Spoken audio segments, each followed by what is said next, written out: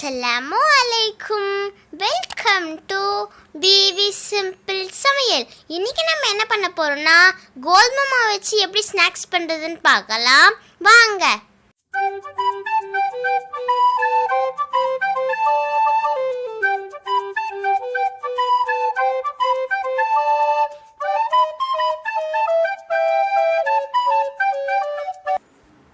அரை டம்ளர் கோதுமை மாவு, ஃப்ரை பண்ண திராட்சை நட்ஸும் எடுத்துருக்கேன், ஒரு டீஸ்பூன் ரவை, தேவைக்கு பால். இப்போ எல்லாம் மிக்ஸ் பண்ணிடலாம். ஒரு டீஸ்பூன் ரவை போட்டுட்டேன். அரை டம்ளர் கோதுமை மாவு, உங்களுக்கு தேவைன்னா மைதா மாவு கூட போட்டுக்கலாம். தேவைக்கு உப்பு போட்டுக்கோங்க. லைட்டாக பால் ஊற்றி எல்லாத்தையும் மிக்ஸ் பண்ணுங்கள். ஒரு டீஸ்பூன் பட்டர் கூட போட்டால் நல்லாயிருக்கும் டேஸ்ட்டுக்கு. பட்ரு போட்டுக்கு இல்லையா, அந்த எல்லாத்தையும் மாவில் எல்லாத்தையும் மொத்தமாக சேர்த்து பிசைஞ்சிடுங்க. பத்தாததுக்கு நம்ம கொஞ்சோண்டு பால் ஊற்றி எல்லாத்தையும் மொத்தமாக பிசைஞ்சிடுங்க. தேவைன்னா ஒரு அரை டீஸ்பூன் சுகர் ஆட் பண்ணிக்கலாம், ஒயிட் சுகர். நான் ஆட் பண்ணலை, உங்களுக்கு தேவைன்னா ஆட் பண்ணிக்கோங்க. கொஞ்சம் கொஞ்சமாக பால் ஊற்றி எல்லாத்தையும் மொத்தமாக பிசைஞ்சிடுங்க. இந்த அளவுக்கு பிசைஞ்சிருக்கட்டும். ரொம்ப தண்ணியாக இல்லாமல் ரொம்ப கட்டியாக இல்லாமல் கரெக்டாக பிசைஞ்சிக்கோங்க. ஒரு 2 மணி நேரம் ஊறட்டும். பிஸ்தா, கருப்பு திராட்சை, எல்லோ திராட்சை 3 நான் நெய்யில் ஃப்ரை பண்ணி வச்சுருக்கேன். 2 மணி நேரம் ஆயிடுச்சு. இப்போது நம்ம தட்டி போட்டுடலாம், நறுக்கிடலாம். பிஸ்தாவை கொஞ்சம் கொஞ்சமாக கட் பண்ணிவிட்டு இந்த நாட்டு சர்க்கரையோடு கலந்துக்கோங்க. கலந்தாச்சு. இப்போ கருப்பு திராட்சை, எல்லோ திராட்சை எல்லாத்தையும் மொத்தமாக கலந்து வச்சுக்கலாம் மாவில் உள்ளே வைக்கிறதுக்கு. மாவு இது மாதிரி தட்டி இது மாதிரி சின்ன மூடியை வச்சு நீங்கள் அமுக்கி விட்டுக்கோங்க. அப்படியே எல்லாத்தையும் நடுவில் உள்ளதெல்லாம் எடுத்துகிட்டு திரும்பவும் நம்ம சப்பாத்தி சுடுற மாவு வச்சு லைட்டாக தட்டிட்டு இது மாதிரி ரவுண்டாக போட்டு எடுத்துக்கலாம். ரவுண்ட் எல்லாம் ரெடி ஆகிடுச்சு. இப்போ உள்ளே வச்சு ரெடி பண்ணிட வேண்டியதான். நம்ம கலந்து வச்ச அந்த நட்ஸையும் கிரேப்ஸையும் நடுவில் வச்சு இப்போ எல்லாம் க்ளோஸ் பண்ணிடலாம். நம்ம நார்மலாக க்ளோஸ் பண்ணியும் சுடலாம். இதே மாதிரி டிசைன் உங்கள் இஷ்டம், எப்படி வேணால் பண்ணிக்கலாம். இந்த கத்தி எடுத்து இந்த 4 பக்கமும் லைட்டாக கீறி விட்டு அதை அப்படியே க்ளோஸ் பண்ணணும். பாருங்கள்,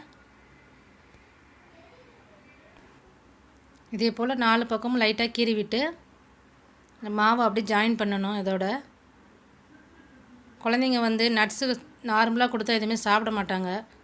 நம்ம ஸ்நாக்ஸு புதுசாக ஏதாவது செஞ்சு கொடுத்தோன்னா பசங்க கொஞ்சம் இன்ட்ரெஸ்ட்டோடு சாப்பிடுவாங்க. நம்ம இதே மாதிரி இல்லாட்டி கூட நார்மலாக கூட செஞ்சு கொடுக்கலாம் பசங்களுக்கு.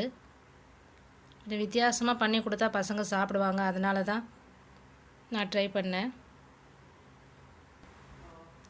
ரெடி ஆகிடுச்சி. இப்போது ஃப்ளவர் மாதிரி ட்ரை பண்ணியாச்சு.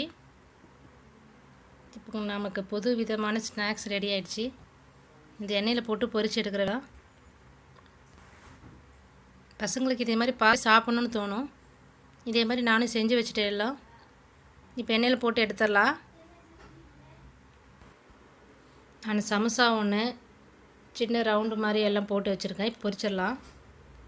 எண்ணெய் சூடாயிடுச்சு. டக்குன்னு பெரட்டிடாதீங்க. நம்ம ஸ்லிம்மில் வச்சதுனால கரியாது. இதே மாதிரி எண்ணெயை அப்படியே மேட்டாக்கில் எடுத்து ஊற்றினீங்கன்னா மேலேயும் லைட்டாக அப்படியே சூடாகும். இப்படி லைட்டாக பிரட்டி விட்டு எண்ணெயை மேலே விட்டு அப்படியே வெந்துடுச்சு பாருங்கள். இந்த அளவு கலர் இருந்தால் போதும். இப்போ எடுத்துடலாம். சூப்பரான ஸ்நாக்ஸ் ரெடி ஆகிடுச்சு. ஹெல்த்தியான ஸ்நாக்ஸு. இவ்வளோ அழகாக இருக்குது பாருங்கள் டிசைன்ஸு. பார்த்தாலே பசங்களுக்கு எடுத்து சாப்பிட தோணும். ஈவினிங் ஸ்நாக்ஸ், ஹெல்த்தியான ஸ்நாக்ஸ் ரெடி ஆகிடுச்சு. எவ்வளோ மொறுமொன்னு இருக்குது. இப்போ பாருங்கள், ஒன்று எடுத்து நான் பிச்சு காட்டுறேன். எவ்வளோ கிறிஸ்பியாக இருக்குது. பசங்க பார்த்தாலே எடுத்து சாப்பிடுங்க. உள்ளக்க பாருங்கள், கிரேப்ஸு எல்லாம் நட்ஸு எல்லாம் இருக்குது. வீட்டில் ட்ரை பண்ணி எப்படி இருக்குன்னு கமெண்ட் பண்ணுங்கள். தேங்க்யூ.